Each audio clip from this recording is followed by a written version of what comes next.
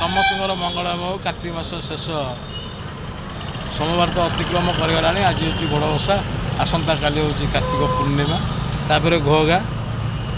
ଆସନ୍ତାକାଲି ସାବଧାନ ଅବଲମ୍ବନ କରିକିନି ନିଃସ୍ୱାର୍ଥରେ କିଛି ସେବା କର୍ତ୍ତବ୍ୟ ମନ ଭାବ ଭକ୍ତି ନେଇକିନି ମନ୍ଦିର ପାଖରେ ଯିବେ। ମନ୍ଦିର ପାଖରୁ ଯାହା କିଛି ଫଳପ୍ରାପ୍ତ ହେଲା ସେତିକିରେ ଆଦର ସହ ଗ୍ରହଣ କରିବେ। ଯଦି ବି କିଛି ଦୈବ ଦୁର୍ଘଟଣା ହେଲା ଆପଣଙ୍କ ଭାଗ୍ୟରେ ନାହିଁ ଭାବିକିନି ଶୃଙ୍ଖଳା ସହ ଫେରିବେ।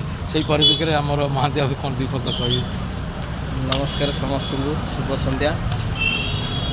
ଆପଣମାନେ ତ ଜାଣିଥିବେ, ତ ପରିଚୟ ତ ଦେଇଛି ଆପଣମାନଙ୍କୁ, ଯେହେତୁ ଇଏ ମୋର ଗୁରୁ।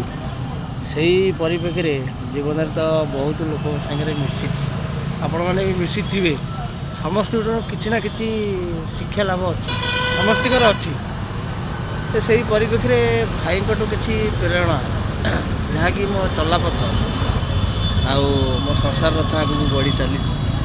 ଯାହା ମୋର ଗୋଟେ ଲକ୍ଷ୍ୟ ଥିଲା, ଆଉ ଭାଇ ବି କହିଥିଲେ ତୁମେ ନିଶ୍ଚିନ୍ତ ଧୈର୍ଯ୍ୟ ରଖ, ନିଶ୍ଚିନ୍ତ ଆମ ଲକ୍ଷ୍ୟସ୍ଥଳରେ ପହଞ୍ଚିବ। ତେଣୁ ଅଧୈର୍ଯ୍ୟ ନ ହେଇକି ସବୁ ଧୈର୍ଯ୍ୟର ସହ ସାମ୍ନା କର। ଯାହା ଭାଇଙ୍କ କଥା ମାନିକି ମୁଁ ଧୈର୍ଯ୍ୟର ସହ ଚାଲିଛି ବୋଲି ଆଜି ଚାଲିଛି, ଭଲରେ ଅଛି, କିଛି ଅସୁବିଧା ନାହିଁ। ସେଇ ପରିପ୍ରେକ୍ଷୀରେ ଯାଉଥିଲି, ତେଣୁକରି ଭାଇଙ୍କ ତାକୁ ଆମେ ତ ଗୁରୁ, କିଛି ତ ଦେବାଟା ଠିକ୍ ନୁହଁ। ସେଇ ହିସାବରେ ଭାଇଙ୍କି ଟିକେ ଖାଲି ସମ୍ମାନିତ କରିବା ପାଇଁ ଖାଲି ଭାଇକି ଟିକେ ଡାକିକିରି ଦୁଇପଦ କଥା ହେଲି। ଜୟ ଜଗନ୍ନାଥ।